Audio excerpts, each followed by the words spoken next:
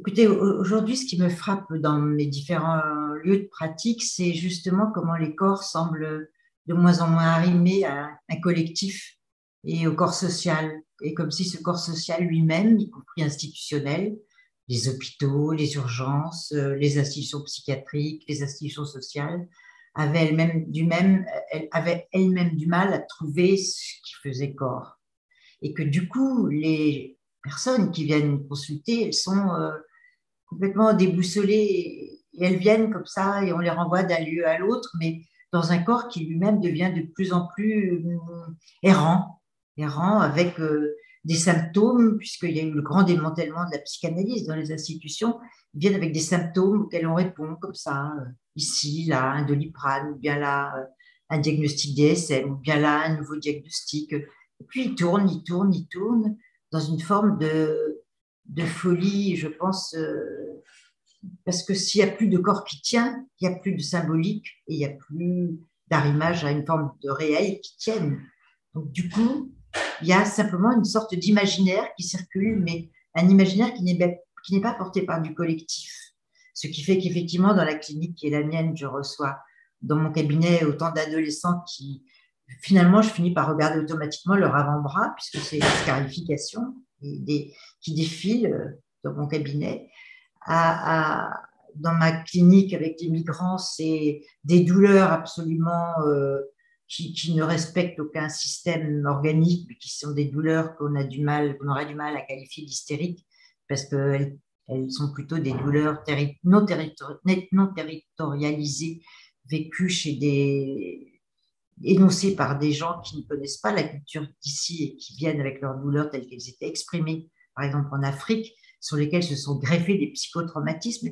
On a comme ça des corps qui viennent, alors, et peu à peu, on les envoie vers moi en disant il ne va pas bien. Mais avant, ils ont été envoyés là et là dans des services de médecine, mais sans que quelque chose ne soit tenu dans le corps comme responsable de ces douleurs. C'est très, très impressionnant.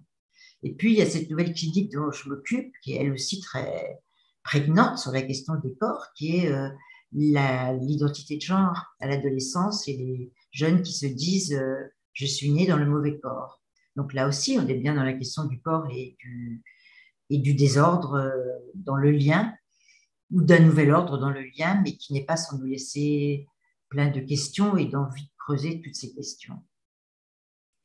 Vous êtes active sur ces questions de corps, dans les transitions, notamment chez les mineurs.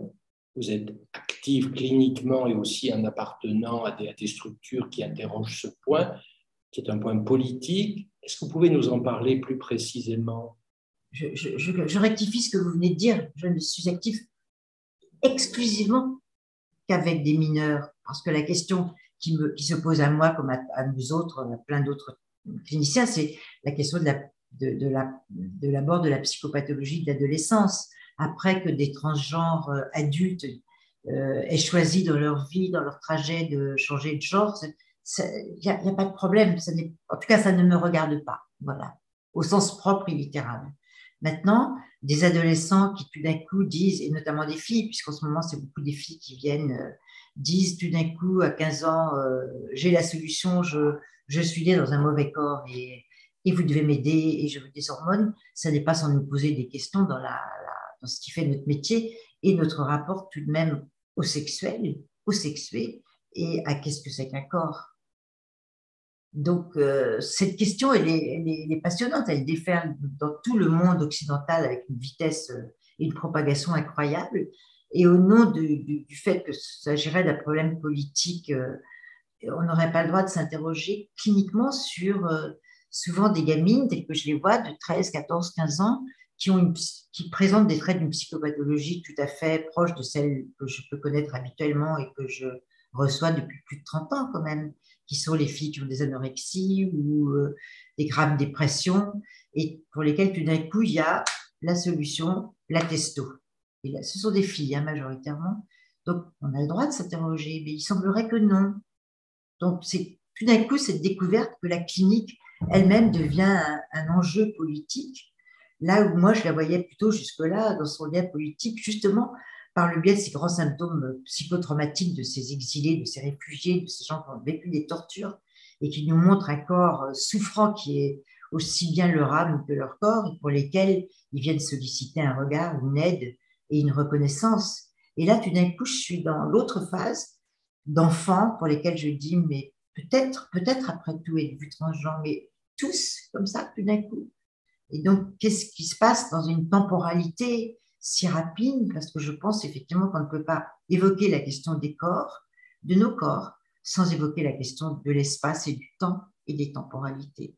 Et ces temporalités, aujourd'hui, chez les jeunes, je les trouve ravaudées, rabattues, je ne parle pas seulement de la question des transitions médicales, mais par la vie numérique, comme si peu à peu, ces jeunes étaient passés un peu de l'autre côté dans ce que j'ai appelé, vous savez que j'aime bien inventer des syndromes ou des noms, j'ai appelé ça la dématérialisation au cours des corps de l'adolescence. Ils sont, et ça s'est accentué avec le confinement, ils sont tellement happés par des modèles, des images, des choses, qu'on a l'impression que peu à peu, ce qu'ils perçoivent de ce qu'on leur renvoie d'eux-mêmes est plus important que ce qu'ils sont eux-mêmes. Et d'ailleurs, ils me le disent souvent. Je lui dis, mais par exemple, à une gamine qui veut être un homme, je lui dis, mais vous voulez être un homme? Ah non, pas du tout. Je veux qu'on me regarde comme un garçon. Je lui dis, mais vous voulez être un garçon? Ah mais non, pas du tout. Je veux qu'on me regarde, qu'on me perçoive comme un garçon. D'ailleurs, je veux juste la voix et les poils. Comme on est arrivé à... C'est très intéressant, hein, encore une fois, ça déborde de la seule question de ces demandes de changement de genre, mais on arrive à un moment où effectivement le sujet le plus jeune est entrevu sous une dimension de consommation et le corps lui-même étant présenté de plus en plus comme quelque chose de modifiable, la chirurgie esthétique, le génome, l'ADN. On vous envoie dans un petit tube, un petit morceau de cheveux, on vous raconte toutes votre généalogie depuis des siècles. Et on ne se pose pas assez la question de ce que veut dire qu'est-ce qu'un corps pour les jeunes d'aujourd'hui. Je pense qu'il y a une mutation anthropologique majeure.